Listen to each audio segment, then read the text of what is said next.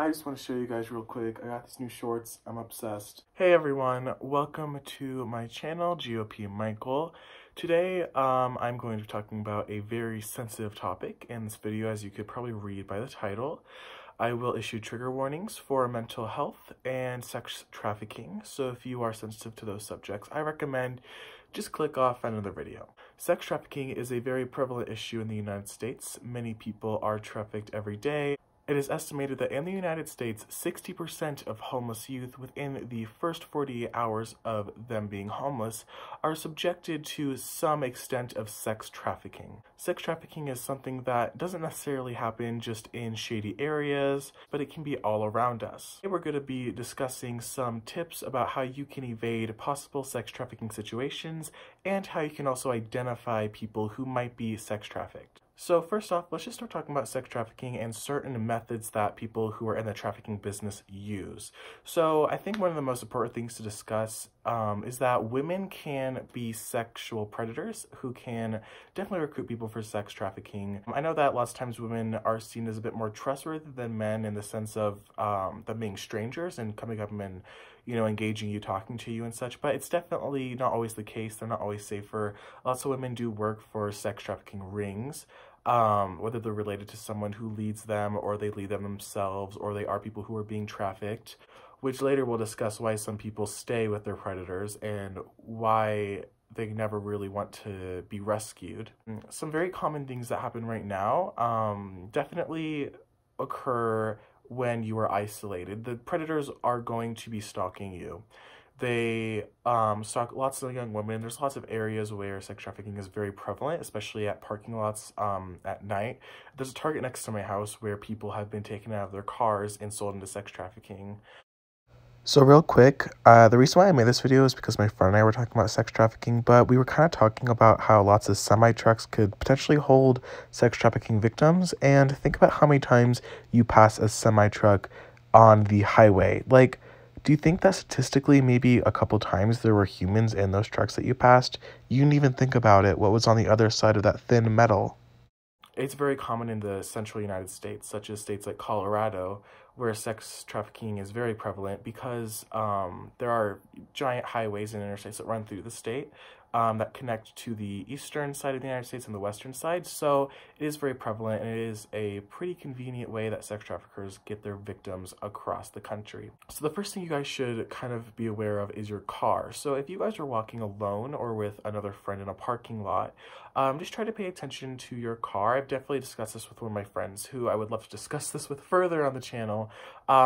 She always likes to check under the car and behind the seat.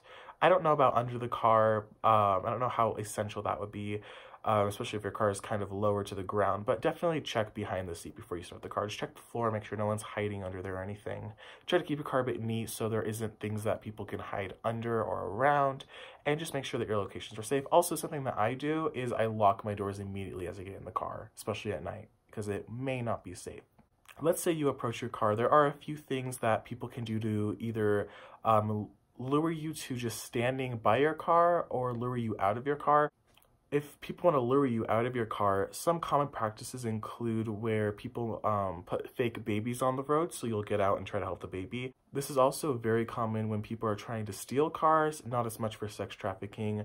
Something that sex traffickers commonly do is they like to put a little symbol on your car before you're abducted. So a very common symbol now is honey. Sometimes predators will spill the honey in your car, or sometimes they'll just put a bottle on it.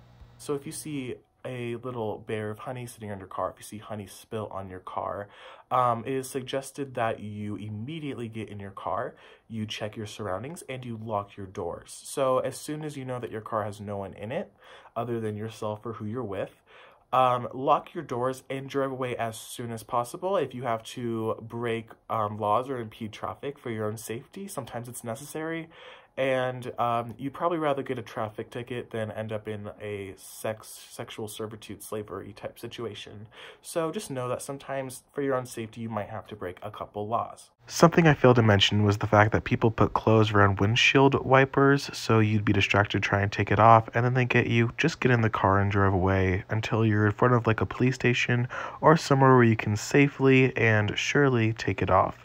Maybe even rolling down your window and taking it off with your hand might be safer than getting out of your car.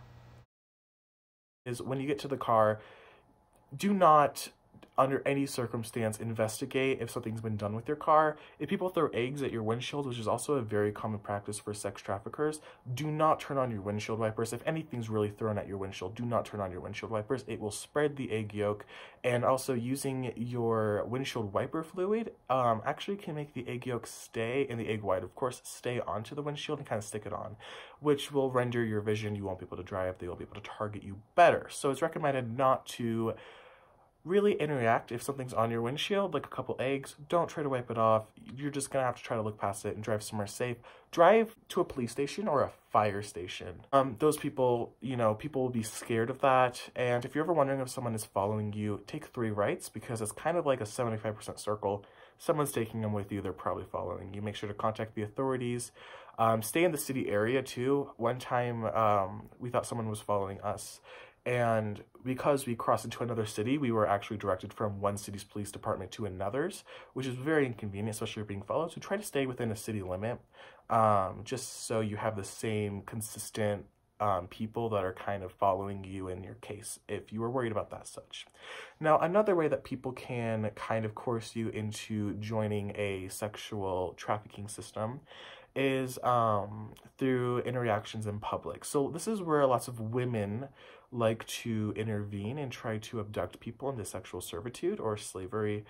So if you're ever approached by someone who has a Bible group, they're very persistent about you coming with them to join the Bible group. It's actually a fairly new thing that goes on, but I've actually known a couple people who have either been a part of or who have known other people who have been interrupted or confronted by someone who was a part of a religious group they want you to join. Say no. Personally, if I'm in the middle of Target and someone's trying to get me to join their church group, I would honestly probably scream to the top of my lungs. So either they would go away or an employee would come, and I can tell them I believe that I will be trafficked by this person. Do whatever is necessary to draw attention to yourself in the situation. Turn on your car alarm for panic if you're outside. Scream if you're indoors. People probably in the store will hear you and see what's going on, so that's a very important tip. Lots of times women are going to be wanting you to join things or go with them places, but especially if you're alone or with other females, because females are definitely more susceptible to sex trafficking than males, do not go with them. Find somewhere safe, call the police, and it's just definitely very scary. I had a teacher who knew someone who was confronted by someone wanting to join a church group, and there was a lot of women in the store, and when the person firmly said no, and of course the people were trying to manipulate them, but after the person said no, the women all left. So it was very interesting how you don't really know what people are in stores, it might be the wrong reason. So it's recommended not to really follow anyone into that unless you know them. Even if you know them, you really never know who is a trafficker. Now that we're done with that, I think it's important to talk about some of the syndromes that kind of accompany hostage situations. So the first syndrome that we'll be talking about is Stockholm Syndrome. This is named after a city in Sweden in which the first case was officially identified. Well, basically in Stockholm, Sweden in the 1970s, there were a couple people that robbed a bank. The stakeout lasted around 5 days, and a few women in the bank became extremely attached to the people that were holding them hostage. Now, there's a lot of reasoning for this, and there's a lot of misinformation saying that this is like a common fetish or something. That's not necessarily the truth, as your psychological brain can take over your body and actions in a survival mode. So Stockholm Syndrome is technically observed as a defense mechanism that's been psychologically put into your brain, where it's kind of like a manipulation in a way thing where you are attached to the person that has you under their care, who you're a hostage under. And lots of the times why people develop symptoms of Stockholm Syndrome are because the people that are holding them hostage kept them alive. So you would be grateful, especially people with high anxiety and such can be very susceptible to these symptoms of aggression, not wanting to leave. Lots of the women that were talked to by the police in Stockholm during the bank robbery actually were very terrified of the police coming in and saving them. They wanted to be with the hostages. And lots of times people will use manipulation, especially in sex slavery and hostage situations. One part for immigrants. So if you're an illegal immigrant, if you're someone who came here to do sex work, just to come to the United States from Eastern Europe or Asia, they will use your illegal immigrant status against you. Just remember that if you call the cops, it won't necessarily mean that you'll be in any sort of trouble. Of course, a person's committing a far worse crime than you coming to a country illegally. Sex trafficking is obviously worse. So don't ever be scared to call the police, even if you are manipulated into being scared of them. The second psychological syndrome that I would like to discuss is the Helsinki syndrome. Helsinki syndrome is usually where the person that has hostages develops a form of sympathy towards the hostages, which might lead to better treatment, which might lead to a release, advantages for hostages. The third psychological illness I would like to talk about is Lima syndrome. Lima is a city in Ohio, but it's also a city in Peru in which this is named after. Lima syndrome came after a rather grueling attack on a Japanese embassy in Peru.